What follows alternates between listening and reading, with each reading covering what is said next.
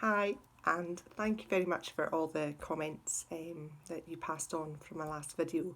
I genuinely really appreciate it because this is not my comfort zone at all, posting these videos. But as long as it helps, I'll try and get over my anxiety of doing these videos.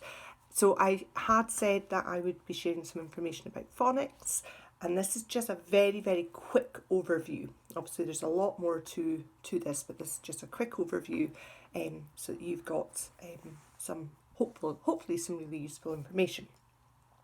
So we teach spelling and reading using what we call decodable words and non-decodable. So basically that just means that words that are decodable are words that you can sound out using your phonics knowledge, and non-decodable are quite often your what we call your sight words like that you can't sound out, you've just to know it by sight. So glasses on. Basically in phonics we have 26 letters in our English alphabet, and those 26 letters actually blend together to make 44 phonics. So 44 letter sounds, and we use them when we're teaching spelling, and we use them when we're teaching our reading. Now the 44 sounds are made up with sounds that are just made with one letter, but also made up with letters that we call digraphs. So the likes of your ch and sh and those letters. I'll show you those pegs again in a minute. So basically the easiest way of trying to get your head around what a phonic actually is if you're, like when I went to school, when we learned our sounds, we would say s, r, things like that. We would actually, s is actually two letter sounds, it's s and I. So if you're having to change your mouth from one thing to another thing, you're actually making a different sound. You're making more than one sounds. So we say, in school, we say s. Okay, so s. So it's not s, it's not f, it's f, or s, r. I'm trying to think of some other examples that quite often people will say more than one sound, but say, oh, that's that sound. So it's about clipping it short. As soon as your mouth moves to a different shape, like in the example, s, you're going s. I'm really exaggerating that, sorry. That's not a phonic, that's not a single sound, that's more than one. So go s. I hope that makes sense. If it doesn't, please message me, I'll try and explain it a bit better.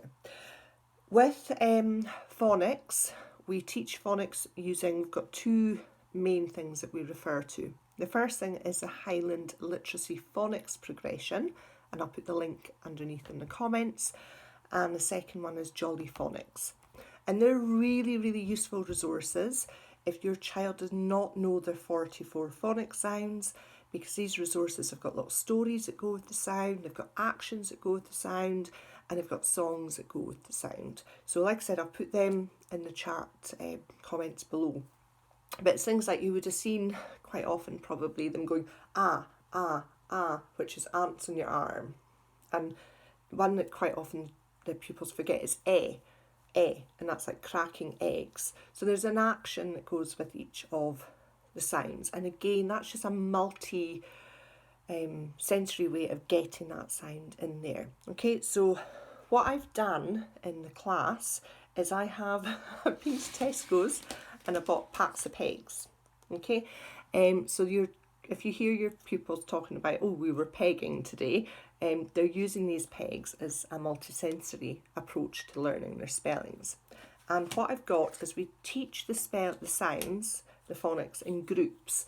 And I've got basically all 44 sounds on these pegs. Okay, I think these were like 150 at Tesco's or something. So there's loads of these sets in the classroom.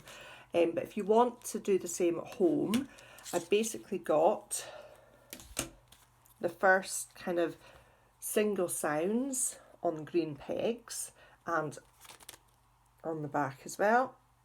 And I just numbered the bottom of the pegs in the order that we teach the sound.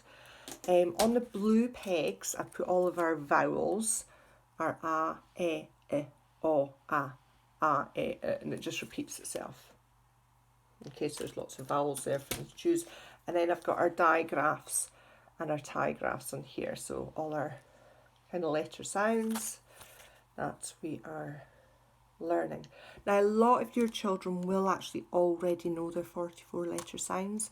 Some of them might not, though. So it's a really good idea to have a look at the resources for teaching the letter sounds. And what we're doing with these pegs, and this is where I wish I had literally to hand, I've got a number square, but I wanted to, I will just, I've got Jotto here. So basically all we're doing, the kids have been pegging the arms, the arms of the, actually I'll just do that. So they've been pegging the arms of their jumper.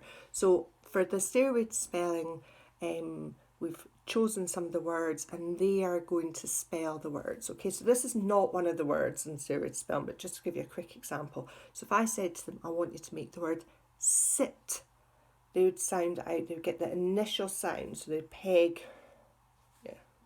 this, and then they'd look for the, they might actually then go and say, well, it starts with a s, what's it sound with? What does it end with? Because the first sound is easiest to guess.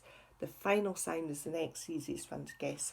So there you go, sit, and you'd really stretch that word out, and they'd hear the t at the end, which is t, t, t. And then they'd put the t in there. And then you need to say the word really, really slowly. So you go sit, and then hopefully they'd hear the sound in the middle there. And then you're going to peg the and then it would go sit, sit. Okay, so these pegs are really, really useful for blending sounds that you can phonically blend together. They're not helpful for things like doing the sight words, because you're not going to sound out the sight words. They don't sound, the letters don't sound like the. You wouldn't, if you put a t and a h together, that makes a th sound, not a the sound. So that's if they're talking about the pegs. Now we've got in the class, we've got pupils that are doing 2-letter words, so they might do at, right? So they might do at. So we're going, what sound does at start with? And they might first of all hear the t, t, t, so it's quite a strong t. So they put that there, and then you'd say, right, okay, what does at start with? So you say it a bit slower, and hopefully they'd hear that sound, and then we've got at. Okay, so we've got pupils in the class that are working from 2-letter words up to, I think someone yesterday had a whole, I can't even remember how many letters it actually had, but went all the way up their arm. It genuinely was a word. So that's a very, very brief introduction to phonics. Like I said, I'll put the links to Jolly Phonics and the Highland Phonics progression, Highland Literacy Phonics progression in the bottom of the link here. And if you've got time, it'd be great if you could check if your child knows all the 44 sounds. We're doing things like that in class as well, but it would be good as well for you to know the 44 sounds, so when you're working on that spelling, you're saying the correct sounds that they're learning in school as well. So as we know, things change all the time, and they kind of go round in circles, but Jolly Phonics has been around for a long, long time. Some of you might have even been in school and learned your Jolly Phonics, and you're going adds in the arm and things, and that sounds familiar to you. So like I said, apologies if this is, I don't know, I feel like I've apologised if this video hasn't been helpful for you, but if it has, I'm really pleased. And if there's anything specifically that you would like me to go over, I'll try and do a video for you, because obviously you can watch that video at your own leisure. So that's just a wee introduction to phonics. As I said, it branches off and gets, you can get really deep into it.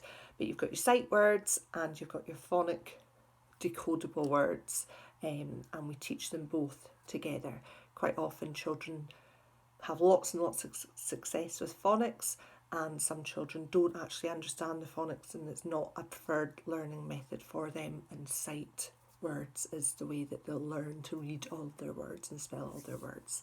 But hopefully that's been helpful, and I will, like I said, if you give me some ideas of what you would like a video on while I'm in the class, I will try and get some videos put together for you. Okay, take care, hope you're having a lovely time, and like I said, thank you for the feedback on the first video. Take care, bye bye.